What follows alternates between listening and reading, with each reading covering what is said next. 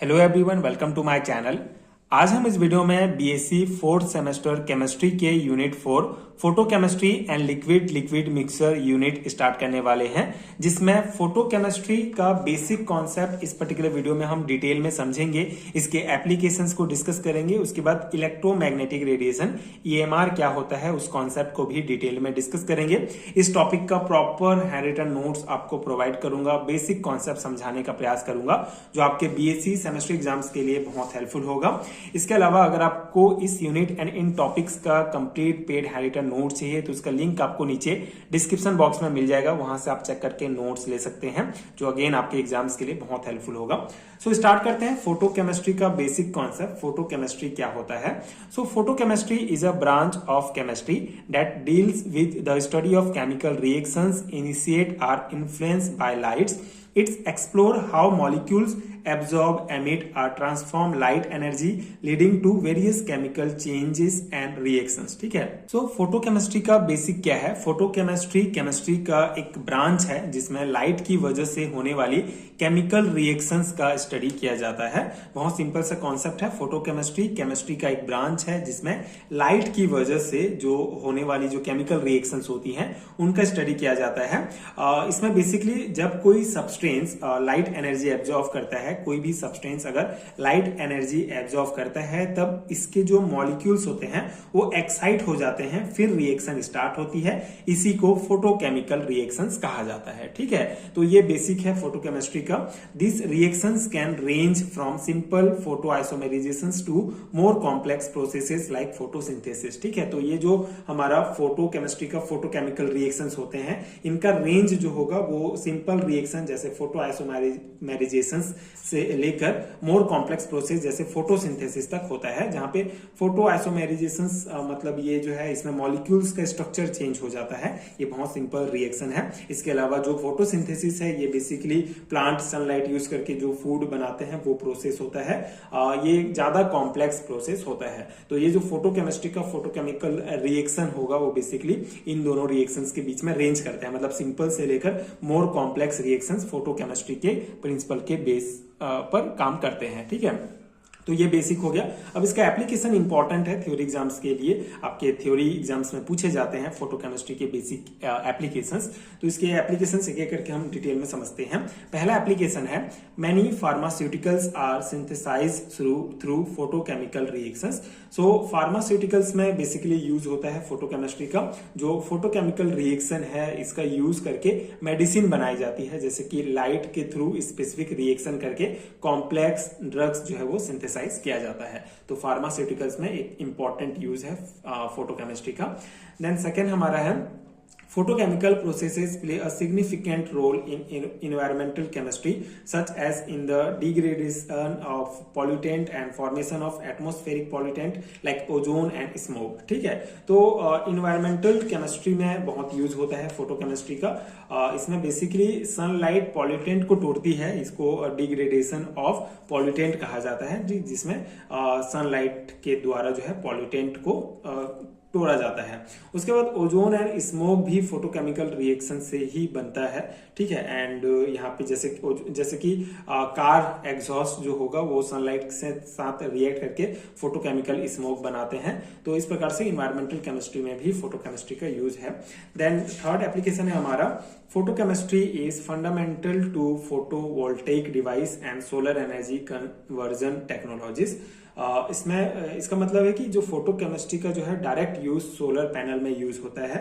Light energy को electrical energy में change किया जाता है, एंड इसका बेस जो होगा जो हमारा सोलर पैनल में जो हमारा फोटो लाइट एनर्जी जो होगा वो इलेक्ट्रिकल एनर्जी में जो चेंज होता है, इसका बेसिकली बेसिक कॉन्सेप्ट जो है वो फोटोकेमिकल प्रिंसिपल पर ही बेस होता है।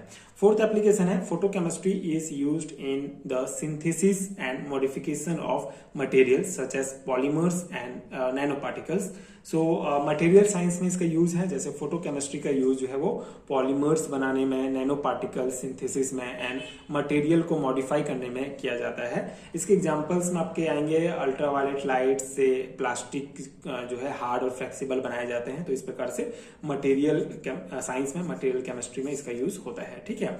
फिफ्थ एप्लीकेशन है हमारा photochemistry has important application in biology and medicine including photodynamic therapy for cancer treatment, photobiology study and the synthesis of bioactive compound. ठीक है, तो फोटोकेमिस्ट्री का जो रोल है वो बहुत बड़ा होता है बायोलॉजी और मेडिकल फील्ड में। इसका इंपॉर्टेंट यूजेस होता है फोटोडायनेमिक थेरेपी में, जो कि बेसिकली कैंसर ट्रीटमेंट के लिए यूज होता है। फोटोबायोलॉजी इसमें लाइट का जो है वो लिविंग ऑर्गेनिज्म पर क्या इफेक्ट पड़ता है उसको स्टडी किया जाता है। इसके अलावा इसका यूज होता है बायो एक्टिव कंपाउंड के सिंथेसिस में यूज किया जाता है। तो इस प्रकार से मेडिकल एंड बायोलॉजी के फील्ड में भी फोटोकेमिस्ट्री का बहुत इंपॉर्टेंट रोल है, इंपॉर्टेंट एप्लीकेशन है। तो ये हो गया हमारा बेसिक कॉन्सेप्ट फोटोकेमिस्ट्री का और इसका एप्लीकेशन फोटोकेमिस्ट्री का जो आपको ध्यान रखना है। अब हम एक इंपॉर्टेंट टॉपिक देखेंगे जो है इलेक्ट्रोमैग्नेटिक रेडिएशन। इलेक्ट्रोमैग्नेटिक रेडिएशन किसे कहा जाता है? So it is a form of energy and alternating current of high frequency is capable of radiating energy in the form of waves. These waves travel in space with the velocity of light. Maxwell called this wave as electromagnetic radiations. ठीक है, तो electromagnetic radiations का basic concept है कि electromagnetic radiation एक energy का form होता है जो वेव तरंगों के फॉर्म में ट्रेवल करता है। ठीक है, इलेक्ट्रोमैग्नेटिक रेडिएशन एनर्जी का एक फॉर्म होता है जो वेव तरंगों के फॉर्म में ट्रेवल करता है। मतलब कि जब कोई चार्ज पार्टिकल, इस कॉन्सेप्ट को डिटेल में समझते हैं, जैसे कि जब कोई चार्ज पार्टिकल जैसे कि इलेक्ट्रॉन एक्सेलरेट करता है या अल्टरनेटिंग करंट फ्लो होता है तो वो एनर्जी को वेव के फॉर्म में रेडिएट करता है। ठीक है, एनर्जी को वेव के फॉर्म में रेडिएट करता है, इसको ही इलेक्ट्रोमैग्नेटिक रेडिएशंस कहा जाता है। ठीक है, मैक्सवेल ने ये कॉन्सेप्ट दिया था इलेक्ट्रोमैग्नेटिक रेडिएशंस का। तो ये बेसिक कॉन्सेप्ट है। इसके कुछ इंपॉर्टेंट पॉइंट जो आपको ध्यान रखना है, जैसे जो इलेक्ट्रोमैग्नेटिक रेडिएशन होगा वो एनर्जी को वेव के फॉर्म में कैरी करता है एंड ये जो वेव होगा वो स्पेस में जो है लाइट के स्पीड से ट्रेवल करती है। लाइट की स्पीड जैसे होता है हमारा c बराबर 3 × 10⁸ मीटर पर सेकेंड। ठीक है, तो स्पेस में ये जो हमारा वेव के फॉर्म में जो एनर्जी होगा वो लाइट की स्पीड में ट्रेवल करता है। ठीक है, तो ये बेसिक कॉन्सेप्ट ध्यान रखेंगे। This radiations are always associated with oscillating electric and magnetic fields perpendicular to each other and to the direction of propagations. Visible radiation, infrared radiation, X-rays etcetera are example of electromagnetic radiations. ठीक है, तो यहाँ पे concept क्या है कि जो electromagnetic wave होते हैं वो इलेक्ट्रिक और मैग्नेटिक, उनमें जो है इलेक्ट्रिक और मैग्नेटिक फील्ड होती है और दोनों फील्ड जो है वो ऑक्सिलेट करती है, मतलब ऊपर नीचे होती रहती हैं। जैसे यहाँ पे आप ये इलेक्ट्रोमैग्नेटिक रेडिएशंस का देख सकते हैं।